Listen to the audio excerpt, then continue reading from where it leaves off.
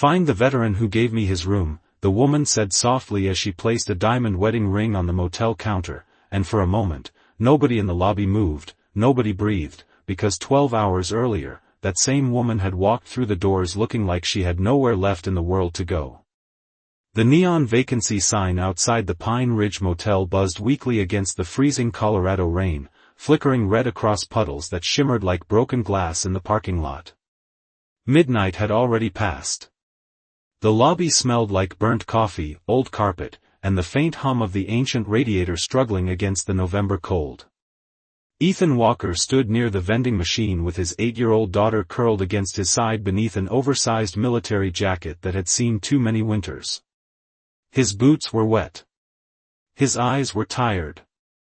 And in his wallet sat exactly $83 and some loose change, barely enough to survive until Friday. Lily rubbed her small hands together and looked up at him with sleepy blue eyes. "Daddy, are we really sleeping here tonight?" Ethan forced a smile, the kind fathers learn to wear when life leaves no room for honesty. "Just one night, bug." The motel clerk slid a keycard across the counter with visible annoyance. "Room 12. Don't smoke in there. Water gets hot after 5 minutes if you're lucky." Ethan nodded quietly. "Appreciate it."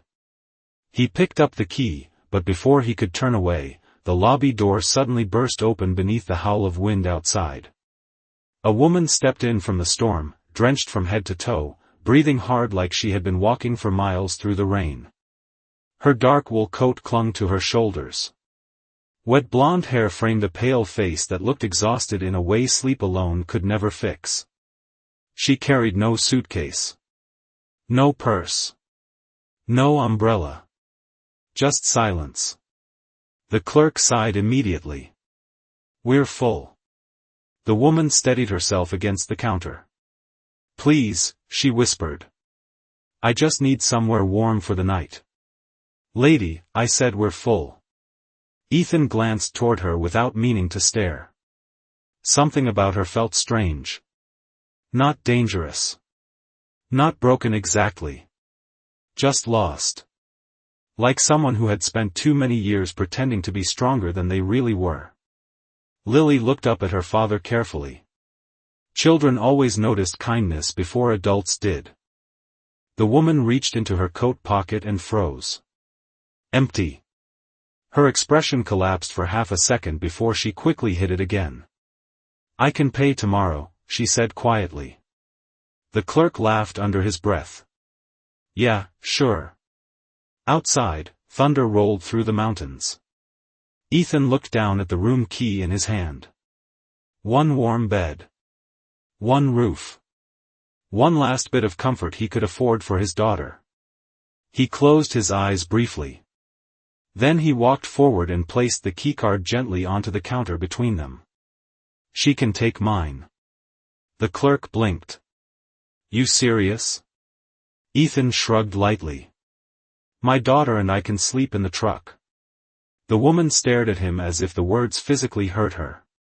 "No," she said immediately. "I can't take your room." Ethan finally looked her in the eyes. Calm.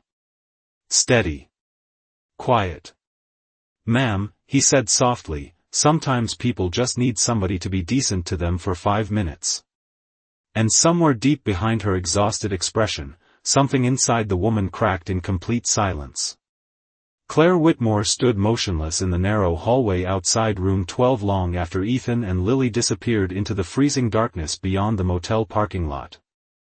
The old heater inside the room rattled softly behind her, pushing warm air into a space that suddenly felt too heavy to breathe in. She looked down at the keycard still trembling slightly between her fingers. Nobody had handed her kindness like that in years. Not without conditions. Not without cameras. Not without wanting something back. The motel clerk awkwardly cleared his throat from behind the counter. "You staying or not?" Claire blinked slowly, pulling herself back to the moment.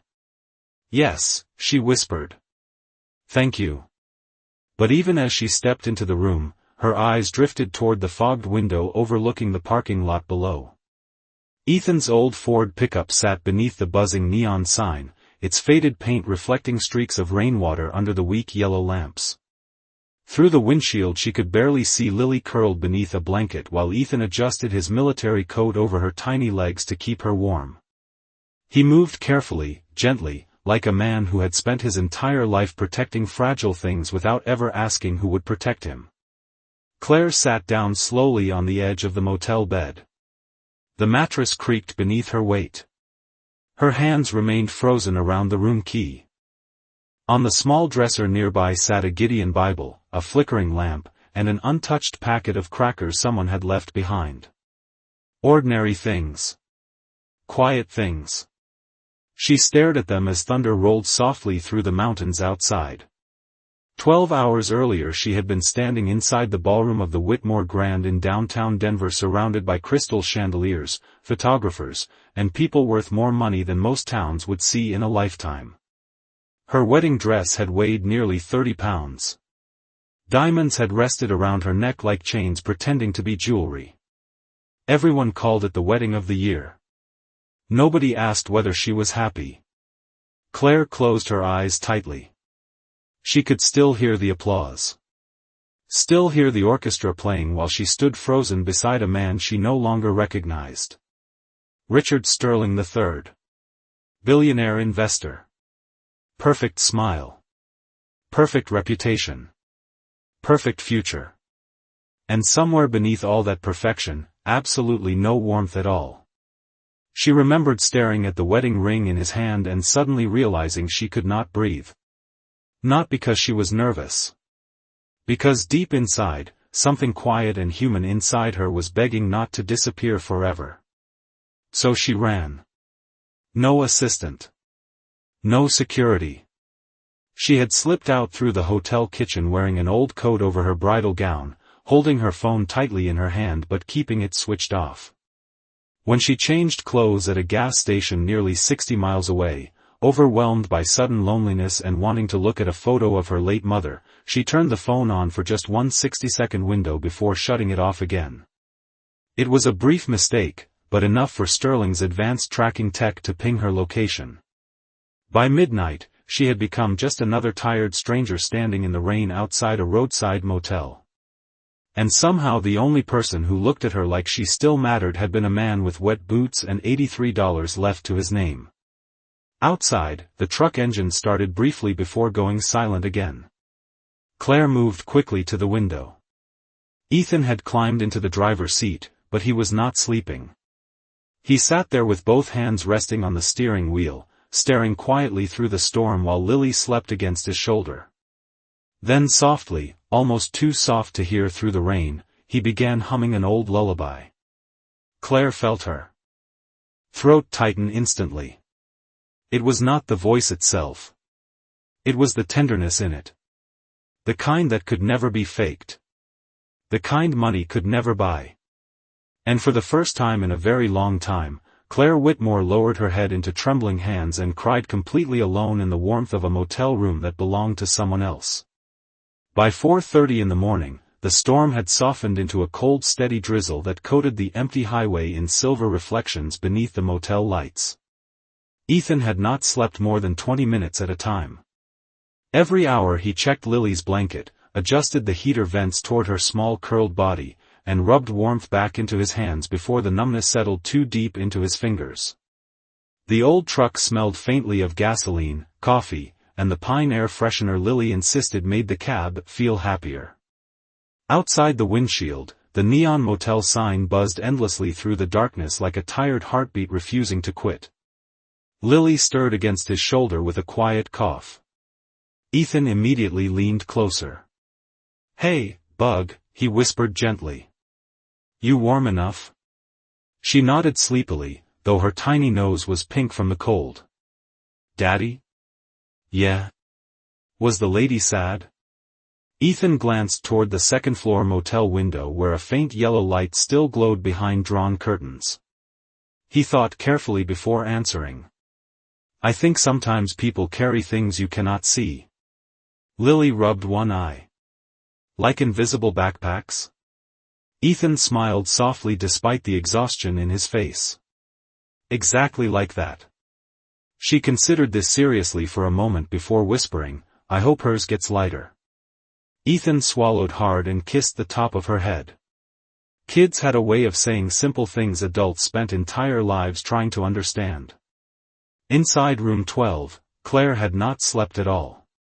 She sat cross-legged near the window wrapped in a motel blanket, watching the father and daughter through the glass whenever the fog cleared enough to see them. Every few minutes Ethan checked on Lily with the same quiet patience.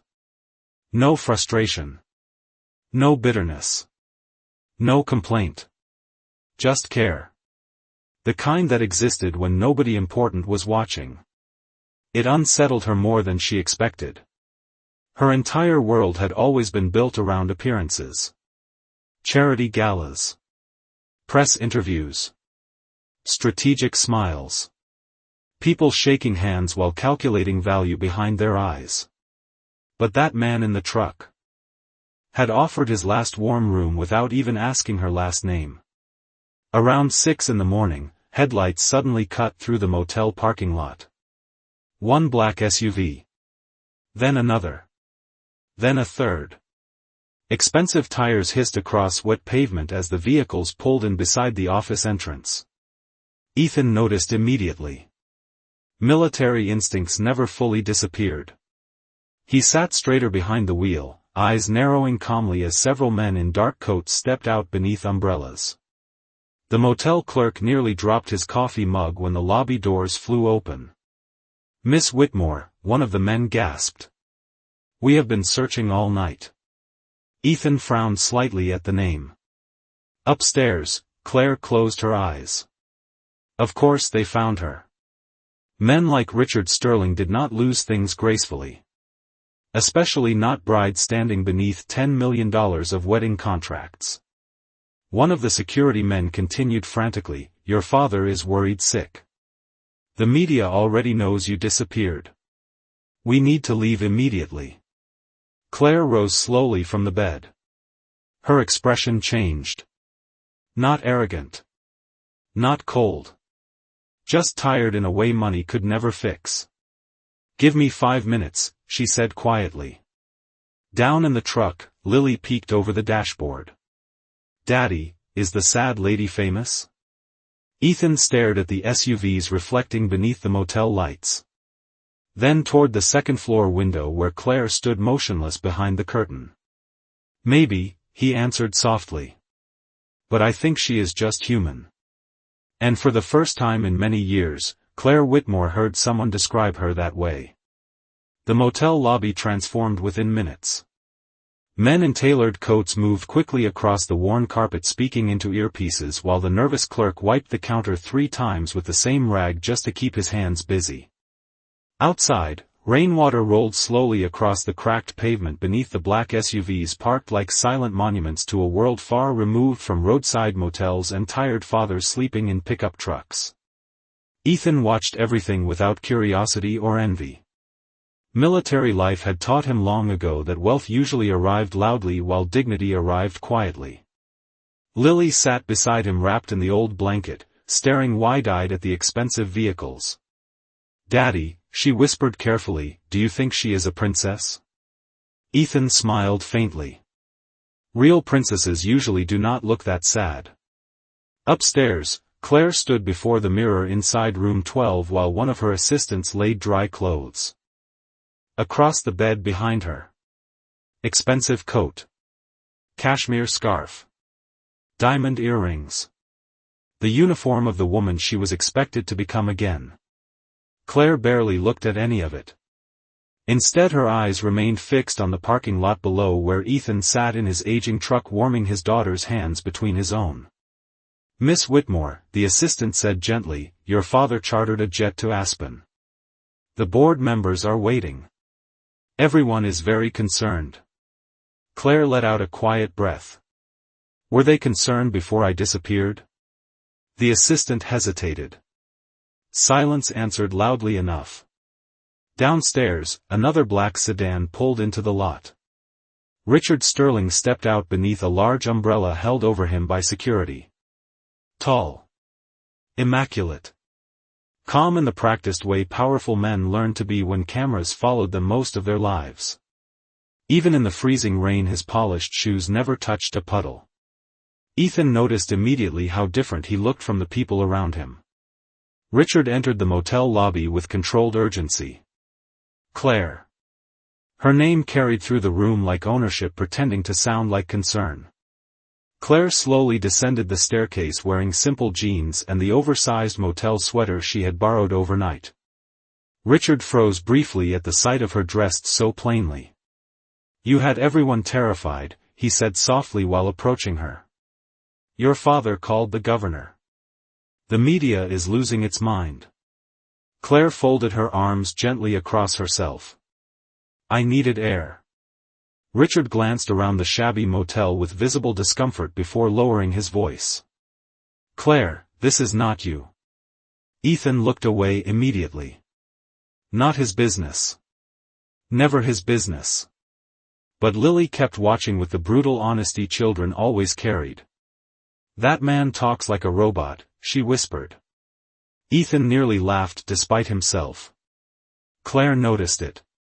For the first time since dawn, the corner of her mouth lifted slightly. Richard followed her gaze toward the truck outside. Who is that? Claire answered quietly. Someone decent. The words landed harder than shouting ever could. Richard's expression tightened for only half a second before smoothing itself again. Come home, he said, his voice dropping into a chilling, controlled whisper. We can fix this public mess. But if you walk away now, Claire, I will freeze every asset tied to your family's name, and I'll personally ensure this decent man in the truck never finds a job in this country again. Claire looked down at her bare fingers, then toward Ethan sitting quietly in the old truck, completely unaware of the threat, still making sure his daughter stayed warm before himself. One man had promised her a perfect future built on control and fear. The other had given away his only motel room without even asking her name. Claire suddenly understood why her chest felt lighter standing beside a leaking motel ceiling than it ever had inside marble ballrooms. She turned to Richard, her eyes flashing with steel. Then freeze it all, she whispered. Because I am done being afraid of you. Richard extended his hand carefully, his jaw clenched. Claire. But before she could answer, Lily pushed open the truck door and ran awkwardly through the drizzle toward the motel entrance carrying something small in both hands. Ethan immediately stepped out behind her.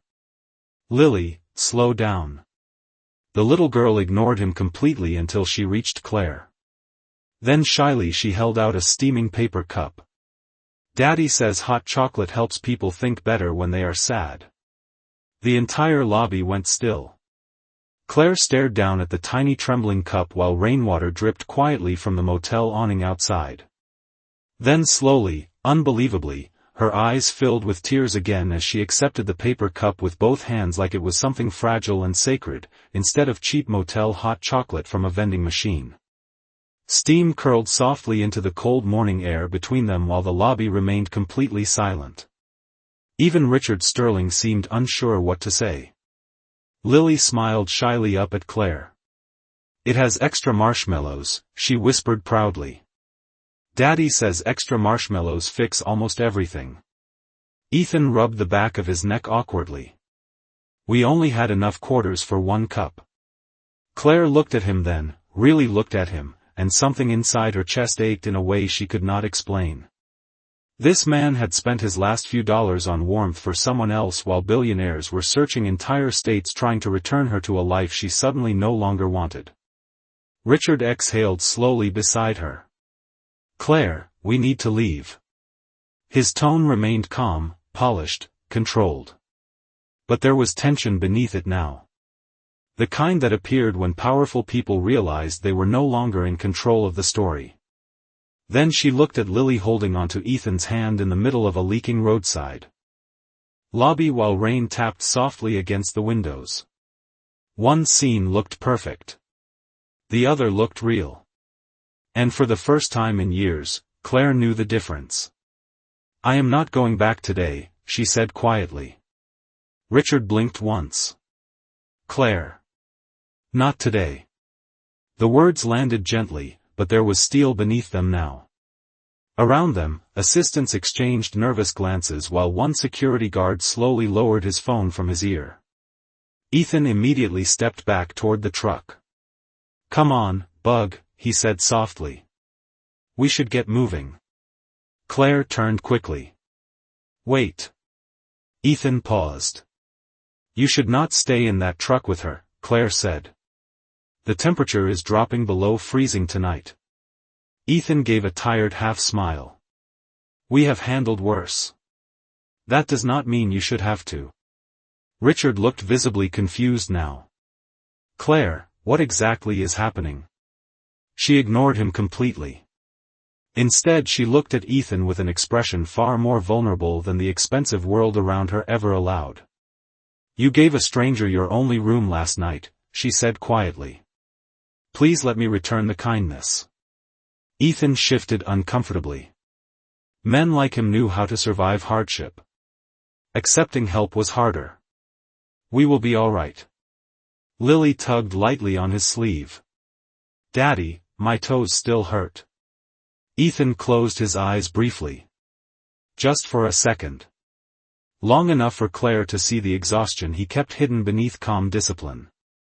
Long enough to understand how much strength it took for a man to keep standing when life had stripped almost everything away. Claire stepped toward the motel clerk and reached into her coat pocket. "How many rooms are available now?" The clerk nearly choked. "Miss Whitmore, we cleared the entire second floor for security." Claire nodded once. "Good. Then I would like one room reserved for Mr. Walker and his daughter for as long as they need." Ethan immediately shook his head. "No, ma'am. I appreciate the thought, but I cannot accept that." Claire smiled sadly. "Why?" "Because kindness is not supposed to come with debt." The lobby fell quiet again. Richard glanced between them slowly, beginning to realize this was no longer about charity or gratitude. Something much deeper was unfolding in front of him. Claire stepped closer to Ethan until only a few feet remained between them. Her voice lowered softly. "Then do not think of it as debt." She looked down at Lily. "Think of it as one tired person helping another tired person breathe for a little while." Ethan stared at her silently while rainwater slid down the motel windows behind them. Then Lily reached for Claire's hand without hesitation. And somehow, in the middle of that old roadside motel filled with leaking ceilings and buzzing fluorescent lights, the world suddenly felt quieter than before. By late afternoon the storm clouds had finally drifted east beyond the mountains, leaving behind a pale winter sky and roads slick with melting rain. Pine Ridge Motel looked almost peaceful now beneath the weak Colorado sunlight. The buzzing neon sign still flickered.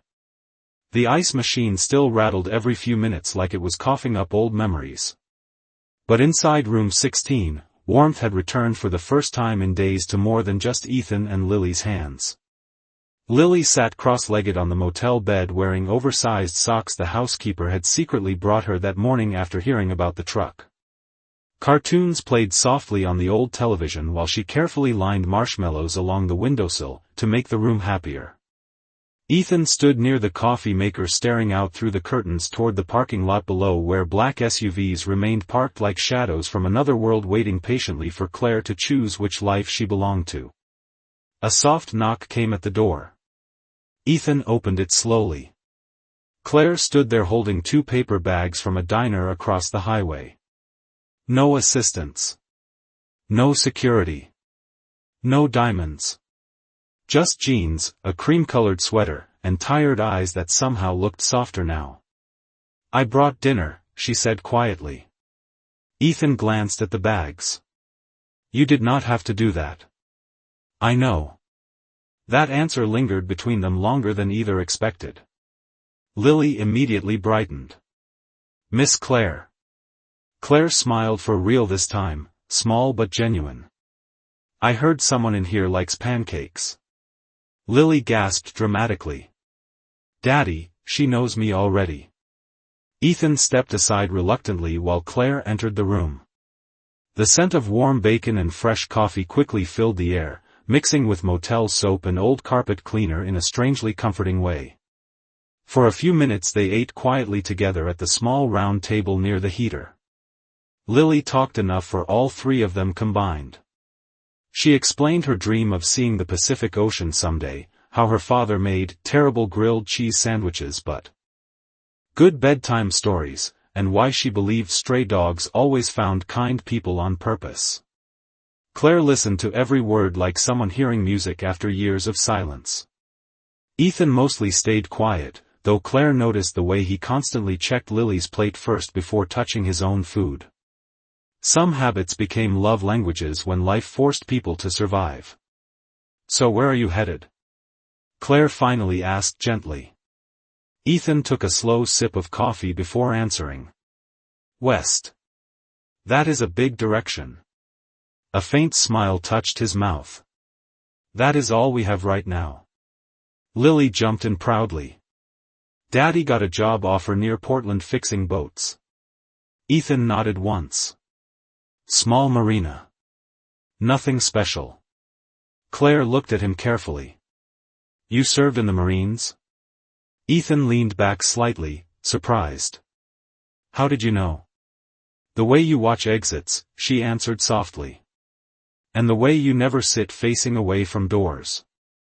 Ethan looked down briefly. "Old habits." Claire stirred her coffee slowly. "My grandfather served in Korea. He used to say soldiers come home carrying invisible weather inside them." Ethan was quiet after that. Outside, the sun dipped lower across the parking lot while cold orange light spilled through the motel curtains. Somewhere down the hallway a soda machine hummed steadily. Lily yawned loudly before curling up beside the heater with a blanket around her shoulders. Claire watched Ethan pull the blanket higher around his daughter with careful hands worn rough by years of work. "She adores you," Claire said softly. Ethan looked toward Lily sleeping peacefully against the motel pillow. "She is the reason I kept going after my wife passed." Claire's expression changed immediately. "Gentler now. More careful." "I am sorry." Ethan nodded once. 3 years. Silence settled warmly around the room after that. Not awkward. Not empty. Just honest. Claire suddenly realized it had been years since she sat in a room where nobody wanted anything from her. No contracts. No interviews. No expectations. Just warmth, pancakes, and a tired father quietly loving his daughter like it was the most important mission left in the world. Then Lily's sleepy voice drifted softly across the room. "Miss Claire?" Claire turned. "Yes, sweetheart?" Lily smiled with eyes already half closed. "You look less sad today." And somehow that tiny sentence left the entire motel room completely still. That night the temperature dropped to 26 degrees outside, frosting the edges of the motel windows in thin silver patterns that looked almost delicate beneath the parking lot lights. Inside room 16, Lily slept soundly between two pillows with one tiny hand still wrapped around the stuffed moose Ethan had won for her at a county fair years earlier. The television glowed softly on mute while the heater rattled beside the wall like an old truck struggling uphill. Ethan stood outside the room beneath the covered walkway, nursing a paper cup of black coffee while cold mountain air drifted through the motel courtyard. The silence felt familiar. Soldiers learned to appreciate silence because it was often the only honest thing left after enough loss. A door clicked softly behind him. Claire stepped outside wearing a long gray sweater and wool socks, her arms folded tightly against the cold.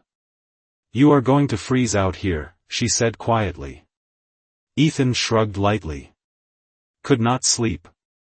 Claire moved beside him near the railing overlooking the empty highway. For a while neither spoke. The distant sound of passing tires whispered through the darkness while neon light painted faint red reflections across the wet pavement below. "Richard left," Claire finally said. Ethan nodded once. "I figured. He thinks I am making a mistake. Ethan stared out toward the mountains. Are you? Claire smiled sadly. That is the strange part. For the first time in my life, I do not know. The wind shifted softly between them. Claire studied Ethan carefully in the pale motel light. His jacket sleeves were frayed near the cuffs. There were faint silver streaks beginning to show at his temples. Exhaustion sat behind his eyes like permanent weather.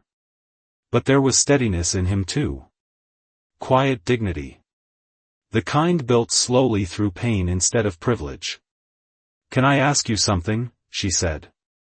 Ethan glanced toward her. Sure. Why did you really give me that room? Ethan let out a small breath through his nose. Because my daughter was watching. Claire frowned slightly. Ethan took another sip of coffee before continuing. Kids remember who we become when nobody is forcing us to be decent. Ethan smiled faintly. That is because most people are afraid. Of what? Being ordinary.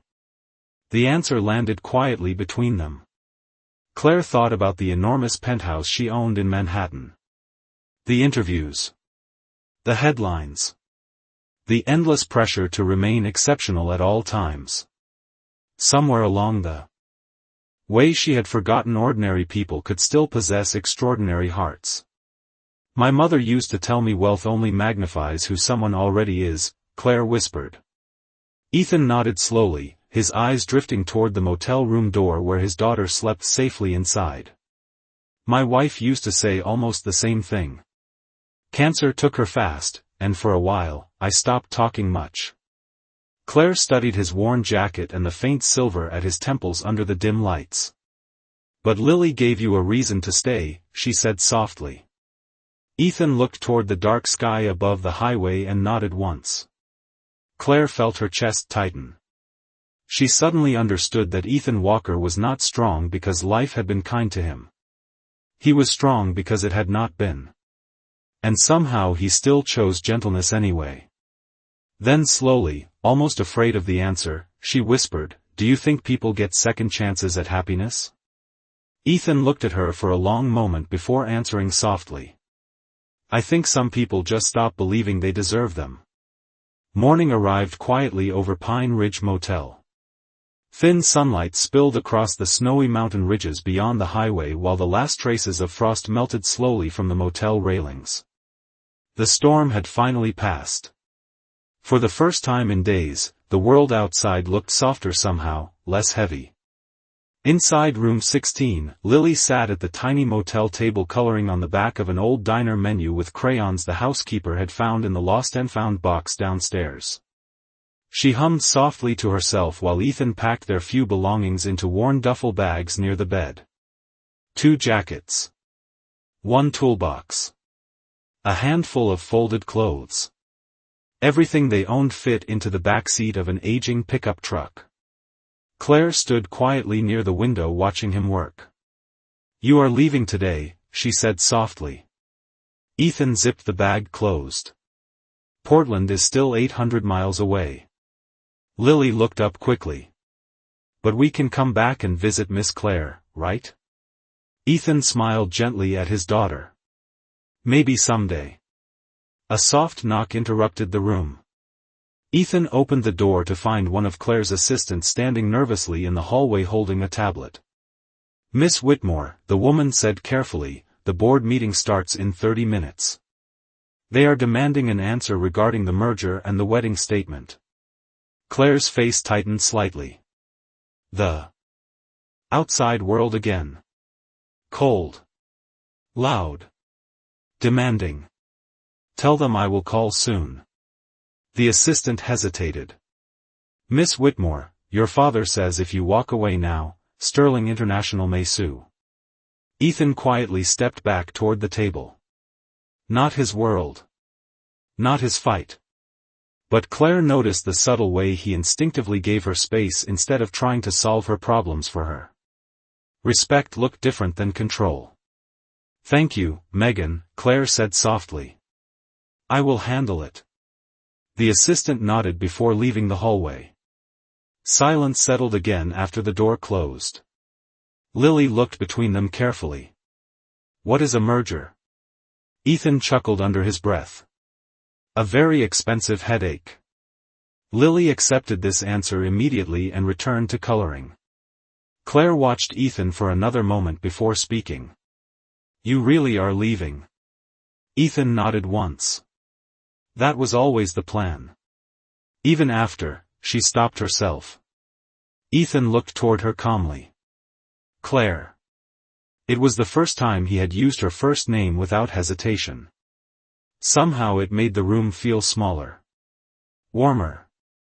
More dangerous in ways neither wanted to admit. You have a life waiting for you, he continued gently. A huge one. Claire laughed softly, but there was sadness in it. That is exactly the problem. Ethan studied her carefully. Not everyone is built for giant rooms full of applause. Richard called again last night, she admitted quietly. Ethan remained silent. He said walking away from the wedding would destroy everything we built together. And what did you say? Claire's eyes drifted toward Lily, giggling quietly while drawing marshmallows around a cartoon moose. Then toward Ethan standing in worn boots beside packed duffel bags after spending years rebuilding a life from grief without once becoming bitter. I said maybe some things deserve to fall apart if they were built without love. Ethan looked at her for a long moment after that. No smirk.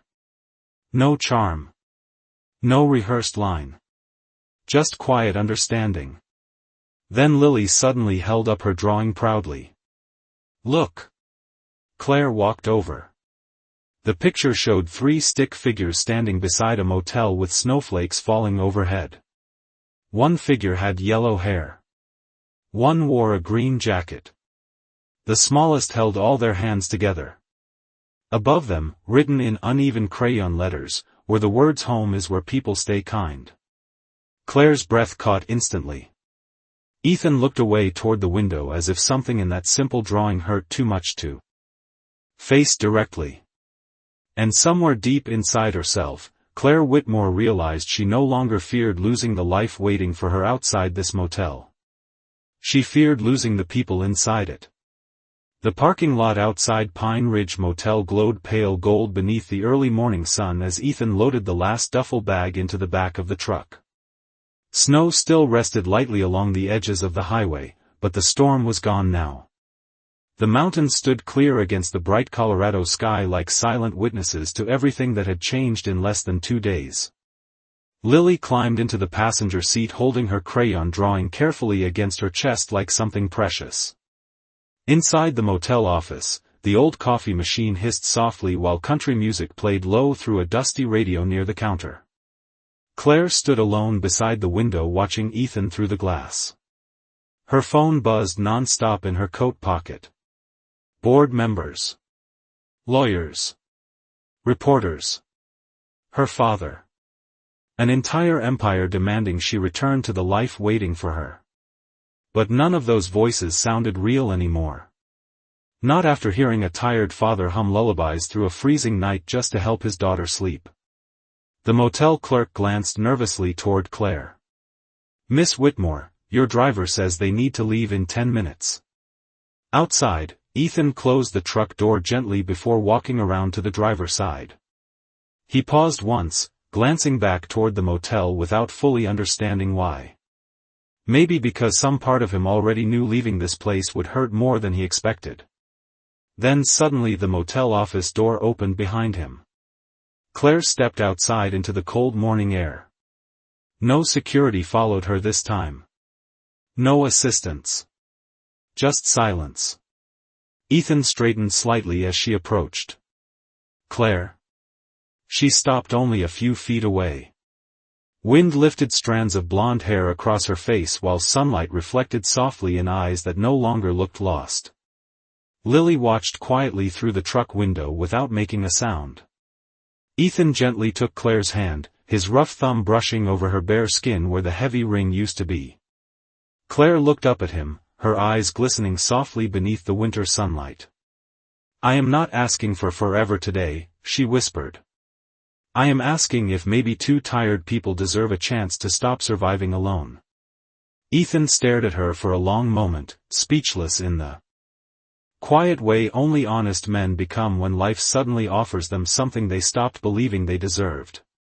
Behind him, Lily slowly opened the truck door and climbed down onto the pavement.